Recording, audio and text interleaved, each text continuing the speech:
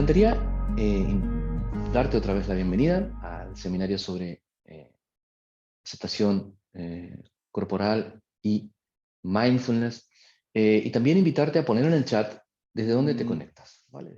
Voy a comenzar y me gustaría que podamos iniciar esta sesión de hoy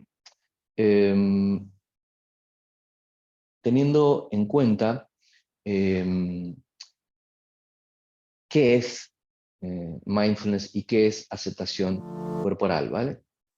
Así que lo primero, para poder entender lo que vamos a hacer aquí, es tratar de comprender qué es mindfulness, qué es mindfulness. Bueno, mindfulness es una práctica, ¿vale? Es una práctica que seguramente las personas que estamos aquí, los 34 que estamos aquí, sabemos que mindfulness es una práctica, ¿cierto? Es una práctica ancestral, no es una práctica que haya surgido en los últimos años. En realidad, mindfulness es una práctica que lleva muchísimos años en el planeta. Es un tipo de meditación, es un tipo específico de meditación que se vincula de manera muy cercana, si no es, unos sostienen que es, otros dicen que se vincula, con la meditación vipassana, que en inglés también ha sido denominada insight meditation, y que en castellano podríamos decir una meditación de atención plena o conciencia plena, en la cual lo que pretendemos es observar lo que ocurre momento a momento dentro del campo de nuestra conciencia. No hay un objeto fijo de práctica, sino que la práctica consiste en observar lo que ocurre en el campo de la conciencia tal y como ocurre, sin intentar modificarlo, sin intentar mejorarlo. Pero además, esta práctica, cuando entra en Occidente, y si me permitís, voy a dar un breve rodeo para explicar por qué estamos aquí, personas occidentales, ¿no? Hablando de mindfulness, es porque más o menos en la década de los 60 y 70, la meditación mindfulness comienza a popularizarse dentro de círculos que ya no eran círculos, digamos, religiosos, sino que eran círculos en los que se trabajaba con personas que tenían diferentes problemas, sobre todo problemas de salud física o psicológica, y entonces surgen las primeras intervenciones basadas en mindfulness, es decir, los primeros modelos de trabajo que se basan en este tipo de práctica, pero que en realidad lo que persiguen es trabajar con personas que tienen alguna necesidad educativa, profesional o de salud específica, ¿no? Es lo que llamamos intervenciones basadas en mindfulness, y es con lo que trabajamos aquí en el Círculo de Estudios para la Paz, entre otras cosas, hace muchos años. Pero mindfulness no es solamente una práctica, una práctica que, como comentaba recién, es ancestral, una práctica que proviene y que inicia, digamos, formalmente en el contexto del mundo budista, a partir de un texto muy famoso llamado Satipatthana Sutra, en donde se plantea la práctica, digamos, de la atención plena o de la conciencia plena. Esta práctica, tremendamente importante dentro del mundo budista, y también que podemos encontrar en otros contextos, aunque no con ese nombre, por supuesto, pero prácticas contemplativas similares también en otros contextos filosóficos o religiosos, también es una práctica que dentro del mundo científico se ha utilizado desde los años, como te comentaba recién, 60, 70, y cada vez con más, digamos, claridad y contundencia para trabajar con personas que tienen problemáticas en diferentes ámbitos, como los que ya mencioné, o es decir, una práctica que se promueve de manera secular. Secular significa una práctica que no pasa por lo religioso, aunque no está en contra, desde luego, del religioso, pero es una práctica en la que la meditación mindfulness se utiliza en un contexto, digamos, en donde lo que prima es la atención a una persona que tiene algún problema emocional o necesita reforzar alguna habilidad educativa, organizacional, etcétera, ¿no? Bueno, además es un constructo teórico. El mindfulness, obviamente esta práctica cuando ingresa en Occidente de esta manera empieza a dar lugar a estudios, evaluaciones, a una serie de constructos científicos y esto produce una teoría, ¿no? Es lo que nos permite estudiar mindfulness a nosotros y estudiar intervenciones basadas en mindfulness. Es decir, en los años de investigación que están digamos, que están antes que nosotros, ¿no? Desde la década, como decía, los 70, 70 u 80. Pero además de esto, mindfulness, como dice Vicente Simón, es una capacidad humana. Eh, es una capacidad que todos los seres humanos tenemos, ¿no? Eh, Dice Vicente Simón, un eminente y muy importante psicólogo y teórico de mindfulness aquí en España. Es una capacidad humana que todos tenemos. Nadie, digamos, nadie puede, digamos, decir que, que algunos son capaces de cultivar la conciencia plena y otros no. En realidad todos tenemos, digamos, metafóricamente esta semilla, esta capacidad. Lo que ocurre es que vivimos en una cultura y en una sociedad que no estimula el crecimiento, el brote, ¿no?, de esta semilla de conciencia plena que tenemos dentro.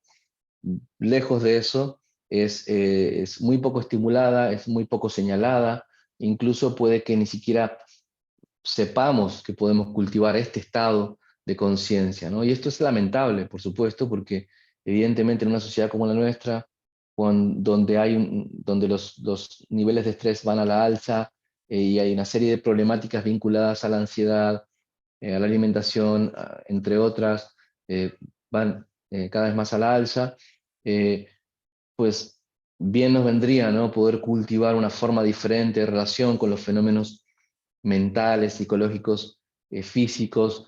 eh, no es así. Sin embargo, vemos que poco a poco se ha ido incorporando la práctica de mindfulness en diferentes espacios organizacionales, escolares y por supuesto clínicos, y ya hablar de mindfulness es hablar de algo muy, muy conocido, afortunadamente, ¿no? Entonces, esto es mindfulness, ¿no? Y como decía recién, las intervenciones basadas en mindfulness, decía que, bueno, son una forma en la que la práctica de mindfulness se integra dentro del mundo científico para usos educativos, médicos y psicológicos, entre otros, ¿no? Y bueno, pues se diseñan para trabajar con circunstancias específicas, ¿no? Y obviamente trabajar con intervenciones basadas en mindfulness requiere una profesionalización, o sea, requiere un saber extra que no tenemos, digamos, si no hemos atravesado un proceso de enseñanza-aprendizaje, si no nos hemos entrenado, por supuesto, en esto, ¿no? Y esto es muy, muy, muy, muy importante eh, porque últimamente, como probablemente algunos de vosotros o vosotras saben, un elemento que ha cobrado mucha importancia es la discusión sobre, digamos, cuán profunda, adecuada y éticamente las personas que enseñan mindfulness deben hacerlo, ¿no? Y es que esta gran popularidad que mindfulness ha tenido no ha ido acompañada muchas veces de una pericia y de una ética, de una profesionalidad fuerte, un profesionalismo, perdonen, fuerte en las muchas personas que alrededor del mundo lo utilizan, porque ha sido tremendamente, digamos, popular. Por tanto, aquí en el Círculo de Estudios para la Paz, y nuestros alumnos lo saben perfectamente, nos preocupa muchísimo la creación de un perfil profesional de terapeutas o instructores, dado el caso, que puedan tener una mirada ética y basada en el servicio social también, en el no hacer daño y con un conocimiento muy claro de las evidencias de trabajo, ¿no? Porque creemos que este es el futuro del mindfulness, ¿no? Y este es el presente además, ¿no? Y que, y que le debemos a mucha gente que ha trabajado de manera muy seria con mindfulness el poder estar aquí y el que mindfulness sea una intervención, digamos, contemplativa, pero que se utilice en espacios de salud educativos y espacios, digamos, sociales en los que realmente uno no pensara que se podía utilizar hace muchos años, se lo debemos precisamente a eso, ¿vale? Así que por eso es tan importante este compromiso, ¿no?, con la ciencia y con la práctica y la ética, cuando trabajamos desde las intervenciones basadas en mindfulness. Ahora quisiera que a partir de que ya entendemos qué es mindfulness, podamos adentrarnos en algo que tiene que ver con este seminario, es la insatisfacción con la imagen corporal. Es evidente que se ha utilizado mindfulness para trabajar con personas que tienen una fuerte y disfuncional insatisfacción con la imagen del cuerpo.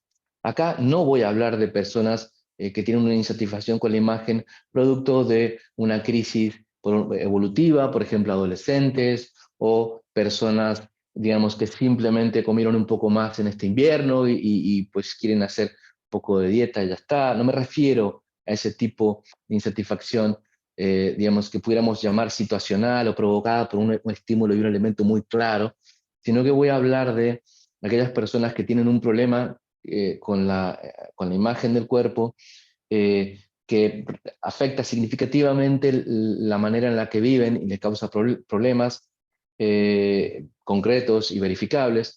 Y también voy a hablar de cómo hacer prevención con mindfulness para que entonces las personas puedan desarrollar digamos, habilidades para poder enfrentar una serie de problemáticas con las que se van a encontrar en su vida y que provienen de una cultura, como vamos a decir en este seminario, que enfatiza una imagen idealizada del cuerpo que es imposible por definición, ¿vale? Por tanto, dicho esto, entonces decimos que hay insatisfacción con la imagen del cuerpo cuando hay una evaluación negativa de una persona sobre el propio peso corporal o la forma de su cuerpo, ¿sí? Eh, em, y esta evaluación negativa, que puede ser muy conocida para muchos de nosotros y nosotras, eh, está vinculada, en casos como los que he comentado, a trastornos alimenticios, es decir, a problemas como puede ser la bulimia, la anorexia, entre otros. También hay dificultad en las relaciones sociales, evidentemente el no sentirse conforme, contento y sobre todo en casa, en el propio cuerpo, también produce una dificultad para relacionarnos con el otro. Evidentemente, la imagen que el otro tiene de mí o que yo creo que tiene de mí es fundamental en la performance social que yo tengo, ¿no? Cómo me siento ante ti. En tercer lugar, está vinculada a una relación disfuncional con el propio cuerpo, y esta relación disfuncional puede hacer que las personas que tienen una insatisfacción con la imagen del cuerpo tiendan a autoevaluarse de manera excesivamente negativa. Y esta evaluación excesivamente negativa se manifieste a través de pensamientos automáticos, de autorrechazo, ¿no? Como debería lucir de otra manera, me veo mal, mi cuerpo es horrible, etcétera, etcétera, ¿no? Por supuesto, la insatisfacción con la imagen del cuerpo en este contexto está vinculada a una baja autoestima, es decir, a una valoración de uno mismo particularmente baja, por la cual una persona se considera menos valiosa que los demás, que el resto, digamos, o que la norma de las personas que lo rodean. Y también a la autoeficacia, es decir, que cuando tengo una imagen corporal negativa, puede que perciba que tengo menos capacidades o soy menos hábil para enfrentar ciertas circunstancias, para conseguir un trabajo, para conseguir una pareja, para ir a una fiesta, etcétera, ¿no? Esta autoeficacia social. Y en síntesis, eh, está vinculada a un pobre bienestar psicológico. Las personas que tienen una autoimagen o una fuerte insatisfacción con la imagen de su cuerpo, eh, viven una experiencia de sí y del mundo empobrecida, y por supuesto que esto produce sufrimiento. Eh, entonces, la pregunta evidente y muy importante aquí es, ¿por qué ocurre esto, no? ¿Por qué uno habría de tener una insatisfacción con el cuerpo. Y esta pregunta nos remite, nos dirige hacia un problema que no es de índole corporal, sino que es de índole cultural, o sociocultural, si se quiere, ¿no? Aunque diciendo cultural ya estamos diciendo todo. Y tiene que ver con la manera en que en determinados lugares del mundo, sectores del mundo, entendemos la realidad, ¿vale? Hay que tratar de comprender entonces primero que, y os invito a todos, independientemente de si tenéis conocimientos o no en sociología, en antropología, lo que sea, porque realmente lo que estoy diciendo es algo bastante abierto y explícito, a prestar atención aquí. Los seres humanos compartimos una manera de ver el mundo en función de las personas con las cuales nos rodeamos o nos vinculamos. O sea, digamos, incorporando una forma de pensar. Un ejemplo muy claro y muy evidente es el lenguaje, ¿no? O sea, ¿por qué hablamos este idioma y no otro? ¿Mm? Bueno, porque las personas que están alrededor nos han enseñado a significar, a ponerle signos a las cosas en función de los saberes que ellos tenían previamente y que les habían sido transmitidos con anterioridad. Entonces nos ha legado una forma de emitir o articular ruidos, sonidos con nuestra boca que remiten a ciertos objetos, y esta relación, como también ese tipo de modulación, pues nos ha sido transmitido y lo compartimos con otros, nos sirve para comunicarnos, ¿vale? Entonces, esta manera, digamos, por así decirlo, común de ver el mundo, es aquello en lo cual recae y radica el problema, ¿no? Encontramos que en Occidente, la cultura occidental, lo que pudiéramos llamar el sector occidental del mundo, que hay una dicotomía dos alienante, es decir, que produce una enorme sensación de extrañeza y perturbación entre las personas. ¿Y cuál es? Que por un lado encontramos una enorme cantidad de ofertas sobre comida que es difícil de rechazar, y por otro lado, una imagen idealizada del cuerpo que se nos propone y se nos repite incesantemente que es difícil de alcanzar. Es decir, los parámetros normativos de la imagen corporal, y esto no hace falta más que vayas a una tienda de ropa y veas las tallas de ropa, vas a ver que las tallas cada vez se van haciendo más pequeñas, y que además, si eres una persona que tiene más de 40 o 50 años, va a ser muy difícil que consigas ropa, que es otra cosa que también no hablamos, ¿no? Es decir, que hay una cuestión que tiene que ver con una edad que se supone que es la edad de la moda, y por qué alguien a los 60 o 50 no puede vestirse, ¿no? con determinadas ropas. Bueno, porque no se fabrica, ¿no? Porque esta misma cultura que nos propone un ideal que está recortado y matizado por un cierto peso y una cierta edad, ¿no? Entonces, esta imagen idealizada del cuerpo también es inalcanzable, ¿no? Porque algunas personas podrán tener una imagen delgada, pero por una cuestión estadística no vamos a poder todos entrar ahí. Y esto es muy importante, porque entonces, si la imagen que se propone como normal es una imagen de delgadez, y todo el mundo no tiene el mismo cuerpo, evidentemente esto produce un embudo, por el cual algunos van a quedar fuera. Y esos que quedan fuera muchas veces se ven incentivados a cambiar su propio cuerpo, previo a lo cual hay una serie de dinámicas de rechazo muy acusadas. Este es el problema, por un lado, además del problema de la excesiva comercialización con la comida, que hace que, permítame que me cambie un poco de postura, que hace que eh, los alimentos se diseñen cada vez más para satisfacer la necesidad no nutricional, sino necesidades, digamos, podríamos decir como eh, experienciales, tener una experiencia determinada al comer, ¿no? Entonces, esto crea, ¿no? Un conflicto, ¿no? Entonces, no se puede comer la comida mainstream, ¿no? No se puede comer la comida pop que se nos ofrece y tener el cuerpo pop que se ofrece como idealizado, ¿no es cierto? ¿Por qué? Porque son incompatibles. Bueno, de más está hablar de toda la crítica a la hipercomercialización, ¿no?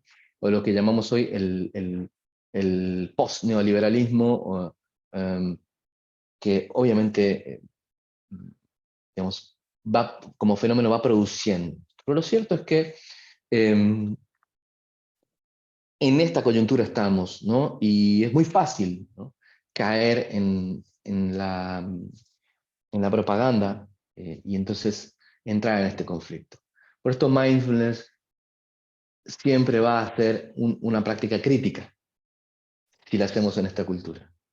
¿Por qué? Porque mindfulness nos va a invitar a una reconciliación con el cuerpo y una aceptación de las cosas como son. Y no hay nada más crítico que eso hoy por hoy.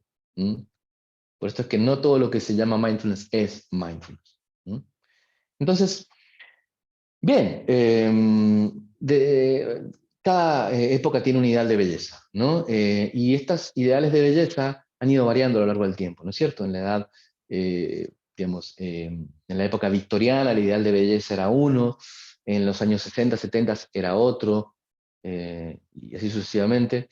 Y lo importante es que estos ideales de belleza producen narrativas, es decir, producen ideas de cómo debemos ser, de cómo se debe ser, de qué es lo normal y qué es lo anormal. Y muchas veces los seres humanos podemos estar fusionados con esos ideales de belleza. ¿Qué significa estar fusionado? Tomar al pie de la letra esos ideales dentro de mí, identificarme con ellos de manera poco crítica y luego actuar en función de ellos como si fueran mi propia voz. ¿Mm?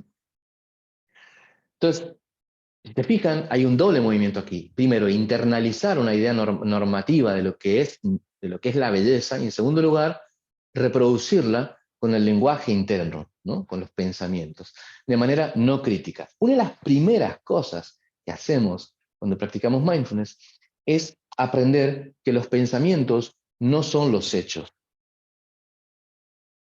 Que una cosa es lo que yo pienso y otra cosa es cómo las cosas son. Una cosa es que yo piense que mi cuerpo es anormal y otra cosa es que mi cuerpo lo sea. Una cosa es que yo piense que mi cuerpo, digamos, es horrible, otra cosa es que lo sea. Es decir, aprendemos a relacionarnos con los pensamientos, no como verdades absolutas talladas en mármol, ¿no?, sino como elementos cambiantes, eh, que se van transformando y sobre todo que van transmitiéndose de persona a persona y que no son la realidad, sino que son una manera de construir internamente la realidad, y no hay nada más volátil que eso. Bien, en síntesis, todo esto que estamos comentando ha contribuido, como todos sabemos, a que este ideal de delgadez o a veces de musculación, porque en las personas, digamos, hay diferentes maneras de idealizar el cuerpo. También hay un ideal de musculación, generalmente vinculado a los hombres, eh, digamos, que se identifican como tales, vinculado al tener músculos y que esto es más atractivo y demás. O sea, esto también depende digamos, de cómo se vaya construyendo la imagen masculina o femenina en diferentes sociedades, ¿no? Pero lo cierto es que, hablando de las personas que están del otro lado, pues este ideal de belleza produce una pobre autoimagen, ¿no? Sobre todo la delgadez ha sido un rasgo culturalmente, históricamente, en la actualidad vinculado como normativo y que ha incidido en la población femenina, ¿no?, así como la musculación en la población masculina. Em, ¿Qué podemos decir de mindfulness? ¿Vale? Este es el asunto, la circunstancia, el problema. Pero ¿qué tiene mindfulness que ver con esto? Bueno, mucho. Recientes investigaciones señalan que la relación con el propio cuerpo está vinculada indirectamente con la práctica de mindfulness, debido a que el poder cultivar mindfulness y poder desarrollar una capacidad de conciencia plena incide en la capacidad de aceptación del propio cuerpo. Es decir, cuando yo puedo estar más mindful, ahora hablaré un poquito más de eso, puedo también empezar a relacionarme de una manera más abierta, presente y sin juicio con mi propio cuerpo. O sea, puedo tener una relación mucho más, digamos, en inglés se diría aceptadora, ¿no?, de mi propio cuerpo. Y esta relación de aceptación con el cuerpo tiene una influencia positiva en la imagen corporal. Esto es lo que pudiéramos llamar cambiar la relación con la imagen corporal de dentro hacia afuera. O sea, no es que yo le voy a preguntar a alguien, oye, a que me veo muy bien.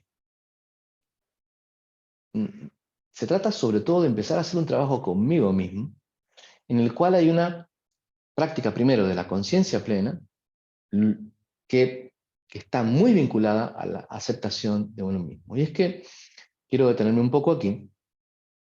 Cuando practicamos mindfulness, estamos practicando aceptación también. Jon Kabat-Zinn define la práctica de mindfulness como, sintéticamente, como la capacidad de estar presente,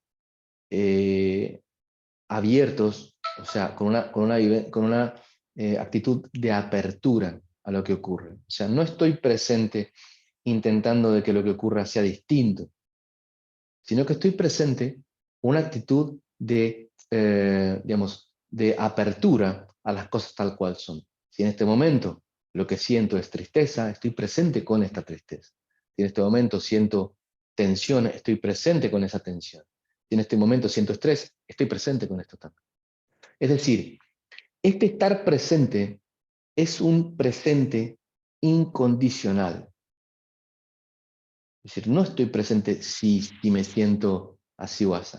Estoy presente, punto, con lo que sea que esté ahí. Esto es lo que podemos llamar presencia incondicional, sin condiciones. Y a veces esa presencia será estar con un catarro o estar con una vivencia de tristeza, de temor. Y por supuesto será estar con mi cuerpo tal cual y como es ahora. Que además no hay otra forma en la que mi cuerpo pueda estar que no sea esta. Eh, por tanto, eh, entonces, mindfulness es definido por el propio Jon Kabat-Zinn desde el inicio como una práctica que implica la aceptación, ¿no?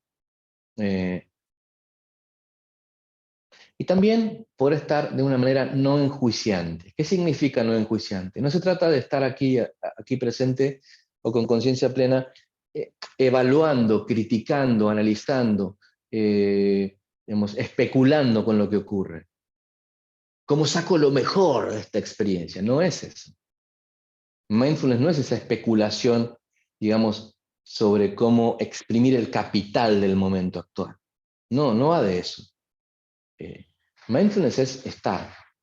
Por esto es complejo la práctica de mindfulness, porque implica una habilidad, reitero, que no se nos es enseñada en nuestra cultura. Es una habilidad que no se nos enseña. Si tú crees que cuando comienzas a practicar mindfulness tú sabes de qué va, tú no sabes de qué va. Porque la única forma de saber de qué va mindfulness es practicar mindfulness, es estar de manera experiencial. Es estar ahí, es un aprendizaje in situ, digamos, en el momento y sobre el cojín, la silla, lo que sea que te sientes. Por tanto, entonces, cuando practicamos mindfulness, y por eso cualquier instructor o cualquier terapeuta que trabaje con mindfulness siempre va a invitar a las personas con las que trabaja a practicar, ¿no? Evidentemente. ¿Cómo podemos entender algo experiencial sin experimentarlo, ¿no? Y entonces, esta aceptación que tenemos no implica una resignación, sino que implica, digamos, un conocimiento activo de lo que ocurre ahora, ¿no? Implica, digamos, entender que a menos que aceptemos las cosas tal y como son, y además no pueden ser de otra manera en este momento, ¿no?, transformarlas desde la negación o desde la lucha, desde la, digamos, desde la batalla con el propio cuerpo aquí y ahora puede ser muy difícil, ¿no? Por tanto, la aceptación del propio cuerpo nos abre a la investigación. Una de las cosas más interesantes es investigar hasta qué punto nosotros eh, hemos puede que seamos muy poco críticos con los mensajes que la cultura en la que vivimos nos da constantemente, ¿no? Y no seamos capaces de discutir absolutamente nada de eso.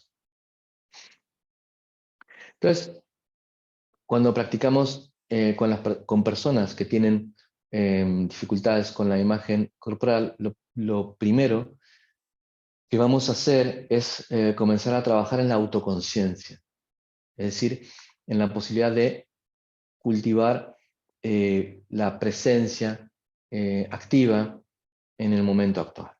Ahora, si nosotros podemos traer la atención hacia lo que estamos sintiendo en este momento, a la sensación, por ejemplo, de apoyo en el suelo, de la propia respiración, del propio balance del cuerpo, de los sonidos del ambiente, estamos, si te fijas, trayendo la atención hacia los sentidos, ¿no? Hacia la propia percepción y también hacia los sentidos, digamos, hacia los inputs del ambiente. Pero cuando hacemos esto, no estamos necesariamente cultivando la aceptación de nosotros mismos, ¿no? O de la propia autoimagen. Porque para poder cultivar esa aceptación va a hacer falta también empezar a vincular el trabajo de mindfulness con la actitud de amabilidad hacia el cuerpo. Y esta es la clave.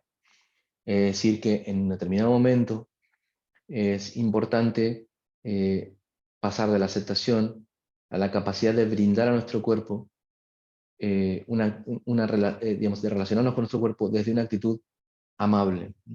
Y acá es muy relevante algunas de las actitudes de mindfulness que el mismo Jon Kabat-Zinn promueve y propone como digamos, los pilares sobre los cuales se sostiene la práctica, ¿no?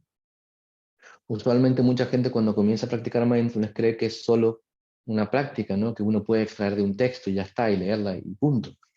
Y eso no solamente es un desastre para quien esté en manos de esa persona, sino para esa persona misma, ¿no? Porque implica un problema ético y técnico también, y metodológico. Cuando Jon Kabat-Zinn habla de las actitudes de mindfulness como solamente para recordarlas, no juicio, aceptación, dejar ir, mente de principiante, entre otras, paciencia, gratitud, estos son como los pilares sobre los que se sostiene un suelo. La práctica es este suelo, pero esos pilares son la actitud con la cual hacemos la práctica, ¿no? Y uno de esos pilares es la aceptación y la amabilidad, o sea, la capacidad de cultivar la amabilidad a nuestro propio cuerpo. No se trata de cultivar, digamos, la autoindulgencia o la exageración o idealización del propio cuerpo. Se trata de pensar que nuestro cuerpo es fantástico y es bellísimo.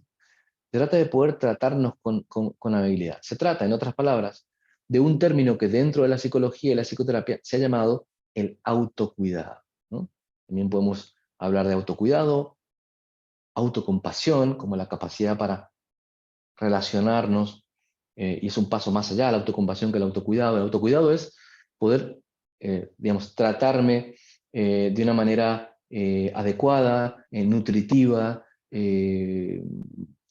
poder comer lo que me hace bien, poder descansar las horas suficientes, no maltratarme mentalmente, hacer cosas que me suponen, digamos, un beneficio psicológico espiritual, ¿no? Si me gusta juntarme con mis amigos, hacerlo, ¿no? Esto es muy importante. Pero la autocompasión implica la posibilidad también de relacionarme con aquellos aspectos que son más difíciles de mí mismo, ¿no? Y entonces, esta autoconciencia tiene que, entonces, a través de la práctica, lo primero que empezamos a hacer con las personas es practicar la capacidad de estar aquí y ahora, presentes, abiertos y sin juicio. Y a partir de que hemos profundizado en este zócalo de práctica, que podemos dejar de fusionarnos con los pensamientos, que podemos empezar a entender la diferencia entre el modo hacer, es decir, este constante pasar de una cosa a otra, sin fin, a poder detenernos y estar en el momento presente, cuando hemos logrado esto, podemos empezar a trabajar en un segundo escalón, que es esta actitud de amabilidad hacia el propio cuerpo, ¿no?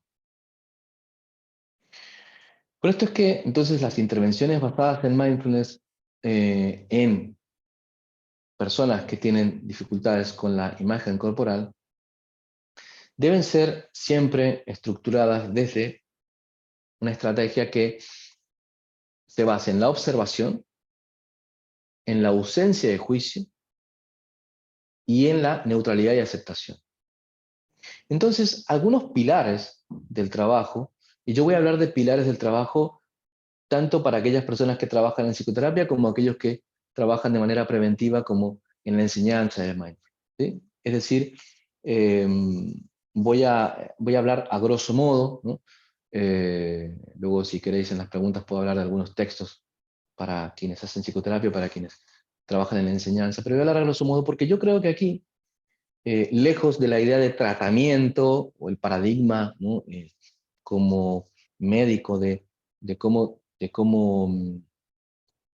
acercarnos al sufrimiento humano, que es básicamente como tratando enfermedades, eh, con un diagnóstico, pronóstico y tratamiento, lo cual está muy bien para ciertos casos. En este caso, yo voy a hablar desde otro lugar, desde un lugar preventivo. Entonces, creo que eso vale tanto para quienes hacen psicoterapia como para aquellos que enseñan mindfulness. Es fundamental poder primero cultivar mindfulness, ¿no? Es decir, que las personas puedan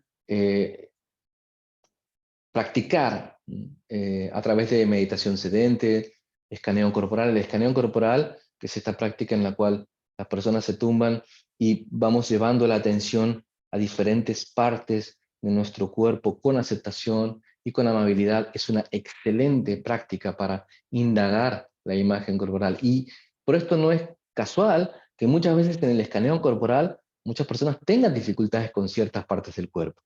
O sea, que surjan ahí, que en realidad nunca han tenido tiempo para detenerse en esas partes. Por esto esta práctica, el escáner corporal, es tan importante, ¿sí? Porque es una de las prácticas que mejor revela estas dificultades que tenemos a veces con las partes del cuerpo, que pueden ser los genitales, los glúteos, el abdomen, eh, entre otras cosas, ¿no? Entonces ahí, cuando podemos advertir esto, es una excelente forma de empezar a cultivar esta actitud, ¿no? Y esto no solamente se puede hacer en el escáner corporal, o sea, a veces incluso las personas lo tienen muy claro, ¿no? Yo tengo un problema con tal zona de mi cuerpo, o con tal parte de mi cuerpo, ¿no? O mi cuerpo me parece así o asá, o sea, hay digamos, una clara presencia eh, de crítica ante el propio cuerpo. Entonces, cuando comenzamos a practicar, podemos empezar a advertir, como participantes de un proceso de mindfulness, estos espacios donde no estamos eh, relacionándonos bien con el cuerpo, ¿no? Y pueden ser con determinadas partes, ¿no? Eh, y entonces, eh, la práctica de mindfulness nos permite comenzar, por ejemplo, a visibilizar los tipos de juicios que hacemos a nuestro propio cuerpo y cómo influyen estos juicios negativos sobre el propio estado anímico y sobre la propia conducta, ¿no? Eh, También nos permite advertir, digamos, cómo dirigimos la atención a ciertas partes del cuerpo y cómo evitamos algunas partes del cuerpo, cómo evitamos mirar o evitamos relacionarnos con ciertas partes del cuerpo.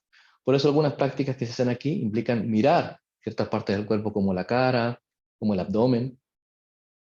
E incluso muchas prácticas, algunos autores recomiendan hacerlas sin ropa o con muy poca ropa para poder entrar en contacto poco a poco con esas partes, ¿no? Evidentemente aquí va a ser muy importante entender cuándo alguien está preparado para eso, ¿cierto? Entonces, con casos difíciles, evidentemente esto no debe ser realizado fuera de una intervención clínico-terapéutica. Pero hablando de un enfoque preventivo, como decíamos recién, ¿no? Y dado que vivimos en este contexto, todos podemos, y yo diría también sería bueno que hiciéramos prácticas de mindfulness que se vinculen a la posibilidad de tratar mejor nuestro propio cuerpo y ciertas zonas del cuerpo. A partir de esto podemos empezar a trabajar con la autocompasión. Todo trabajo digamos, de mindfulness con la imagen corporal debiera incorporar un aspecto de autocompasión. ¿Qué es la autocompasión? La autocompasión es un concepto elaborado por algunos y algunas teóricas, entre ellos Christine Neff y Christopher Germer, quienes definen la autocompasión como esta capacidad para hacer, digamos, para cultivar la posibilidad digamos, la compasión, que a su vez se entiende como el poder vibrar y sentir el dolor del otro, pero de una manera amable y con la conciencia de que todos los seres vivos sufrimos, ¿no? Es decir, la compasión, cuando yo soy compasivo con alguien, yo puedo ver el dolor de otro, pero además, al ver el dolor del otro, entiendo también que yo soy un ser humano y soy un ser vivo y también sufro igual que ese otro. Esa es la diferencia entre la autocompasión y, por ejemplo, la lástima, ¿no? Esta persona pobre, ¿no? ¿Cómo sufre? Cuando yo cultivo la autocompasión, yo también entiendo que yo estoy sufriendo, porque estoy en este mismo mundo, en este mismo contexto. A lo mejor no sufro de eso que le pasa a esta persona ahora, pero sufro de otra cosa también en otro momento. O sea, la autocompasión, yo me incluyo, ¿sí?, en ese gran colectivo de personas que atraviesan diferentes sufrimientos, ¿sí? Es decir, que entiendo que el sufrimiento es un elemento universal de la experiencia humana. También la alegría, también otras cosas, ¿no? Pero usualmente solemos tener problemas con el sufrimiento, ¿no? Entonces, el cultivo de la autocompasión implica poder darnos esa compasión a nosotros mismos y poder relacionarnos con nuestro propio sufrimiento también desde esa perspectiva universal, amable y acompañándonos. ¿Mm? Acompañándonos a nosotros mismos en nuestro sufrimiento como acompañaríamos a nuestro mejor amigo, a nuestra mejor amiga, a nuestro padre o madre cuando sufren, ¿no? Desde ese mismo lugar de respeto, de comprensión, de amabilidad, ¿no? Em, entonces, aquí es eh, importante eh, tener en cuenta que cualquier proceso de trabajo entonces va a implicar estos tres aspectos. El último de ellos es la experiencia compartida. Es importantísimo cuando yo estoy trabajando con el mindfulness desde la prevención, que las personas puedan compartir cuando tienen dificultades con el propio cuerpo lo que ocurre. Porque esto ayuda a normalizar las situaciones difíciles, a entender que no soy el único, amplifica la compasión y también permite cultivar un sentido de acompañamiento, ¿no? De grupo, de estamos juntos en esto, ¿no? Entonces, y desde luego, el trabajo siempre va a ser experiencial, va a ser un trabajo que implica hacer ciertas cosas. Así que vamos a hacer para cerrar una práctica hoy juntos o juntas, en las que os invito a cerrar los ojos en este momento y dejar cualquier cosa que estés haciendo ahora. Dejarla de lado, soltar, si estabas escribiendo, soltarlo, si estabas, eh, digamos, que sea que estuvieras haciendo, dejarlo de hacer. Y te invito ahora a cerrar los ojos. Vamos a hacer una breve práctica, en la que te invito a cerrar los ojos y comenzar llevando tu atención a la respiración, notando tu respiración, tal y como es, sin intentar cambiarla, mejorarla, sino simplemente notando la respiración, tal vez notando cómo ingresa por tu nariz el aire,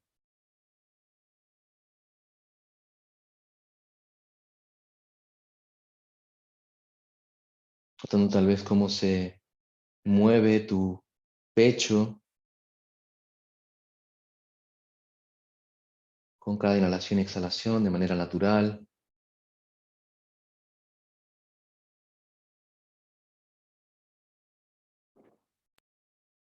incluso el abdomen, notando el abdomen y cómo el abdomen sube y baja naturalmente.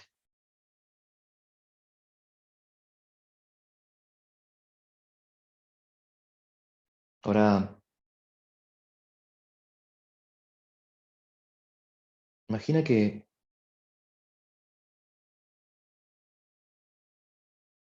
estás ante alguien frente a quien sientes amabilidad. Puede ser un niño que conoces, puede ser alguien querido, alguien que te inspire amabilidad. Trae su imagen un momento.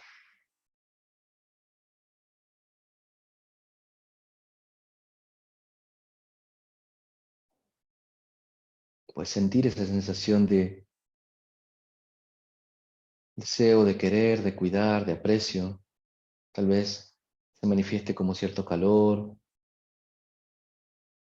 una sensación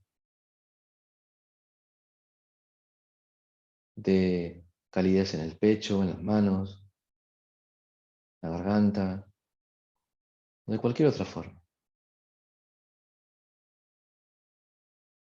Y ahora vuelve esa presencia amorosa hacia ti. Imagina que esa presencia amorosa se distribuye por tu cuerpo hacia los hombros, la cabeza, el abdomen, a través de los brazos, dentro de tus manos,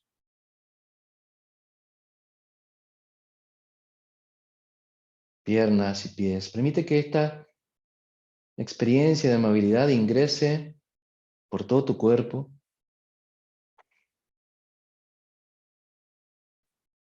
que cada parte de tu cuerpo se llene de esta presencia amorosa, de aceptación, de calidez, de bondad.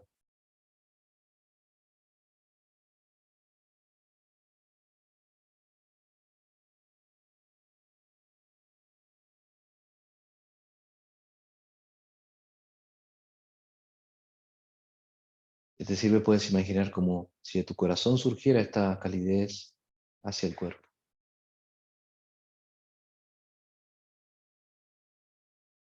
Y experimenta esto durante unos instantes. Permite que cualquier otra emoción que pueda estar presente, como ansiedad, miedo, tensión, enojo, enfado, esté también presente.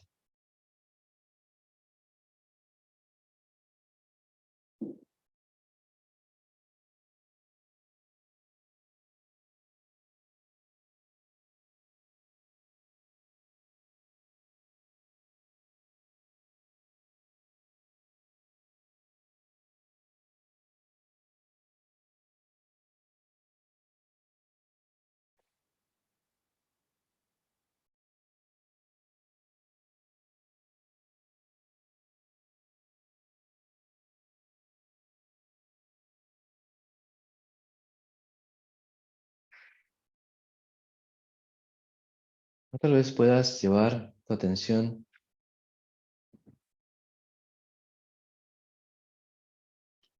hacia una parte de tu cuerpo con la que no te sientas del todo bien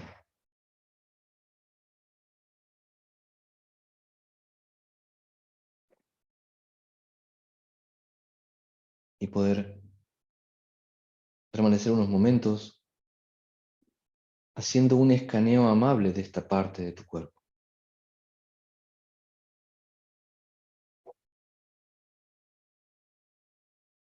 Detenerte unos instantes a notar tal vez todo el juicio o la crítica que diriges a esta parte de tu cuerpo, a lo mejor a través de pensamientos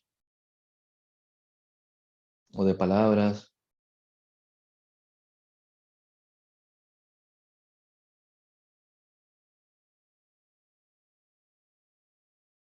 hacia esa parte de tu cuerpo.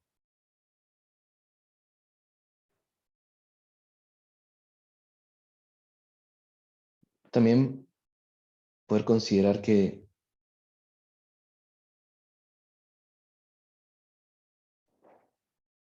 probablemente esto produzca también sufrimiento.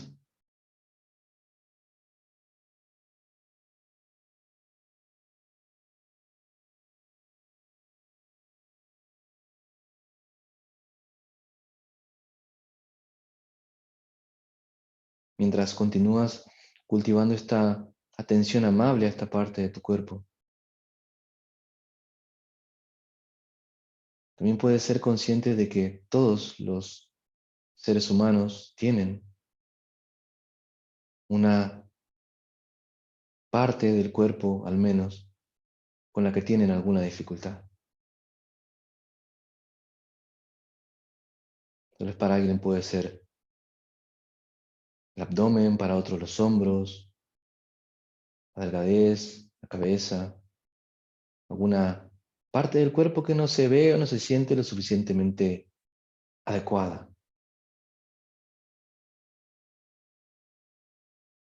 Sé consciente de esta condición humana.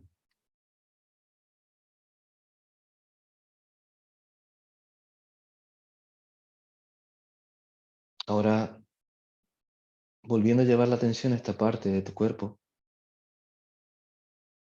comienza por reconocer que es una parte integral como cualquier otra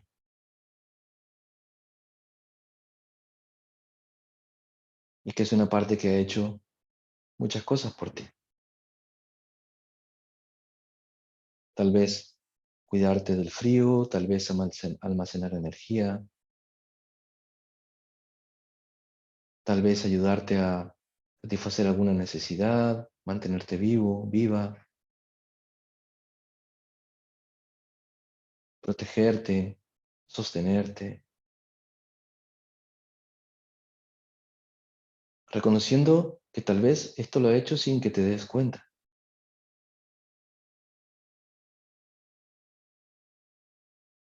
Ha estado allí para ti, ayudándote a vivir, tan parte de ti como cualquier otra parte.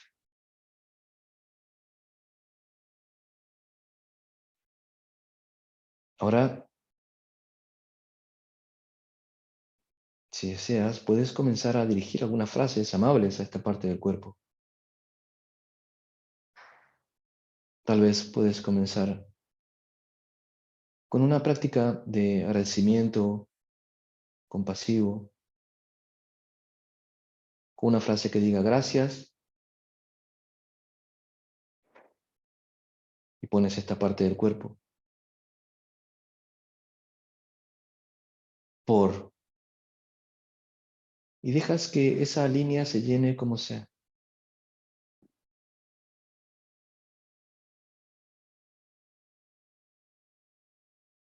Y si no, también está bien.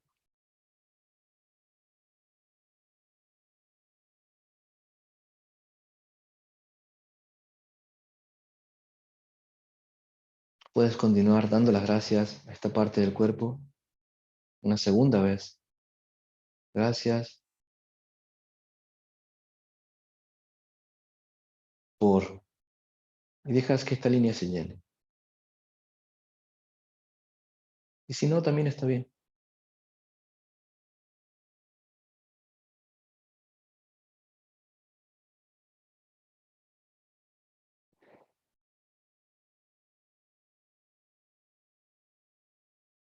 Ahora, tal vez puedas tomarte unos minutos para ver si surgen otras frases de amabilidad que dirijas intencionalmente, como es una parte importante, eres tan benéfica para mi cuerpo como cualquier otra parte, te aprecio, tu belleza es intrínseca,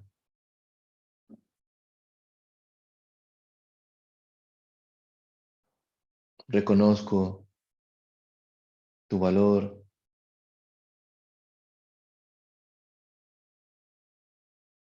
o las que seas que surjan.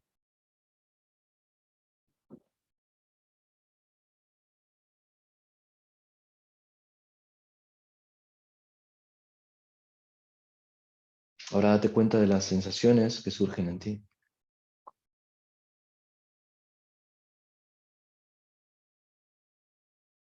Y date cuenta de lo que sientes al dejar que tu cuerpo ocupe este lugar, tenga este lugar, que esta parte tenga este lugar en ti. Y por último, deja que tu experiencia y tu cuerpo descansen en esta espaciosidad de unos momentos, hasta que vuelvas a escuchar mi voz.